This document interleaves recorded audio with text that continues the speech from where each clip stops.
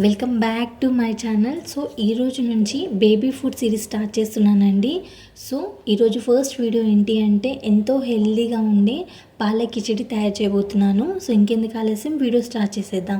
So ముందుగా 2 tea spoons వరకు rice, 2 tea spoons వరకు కందిపప్పు, అలాగే 2 టీ స్పూన్స్ వరకు పెసరపప్పు తీసుకొని మంచిగా వాష్ చేసుకొని పక్కన పెట్టేసుకోండి. నెక్స్ట్ పాలకూరని తీసుకుంటున్నానండి. సో ఇందులో నుంచి 3 నుంచి 4 లీవ్స్ని తీసుకొని చిన్నగా కట్ చేసుకొని వాష్ చేసుకొని పక్కన పెట్టేసుకోవాలి.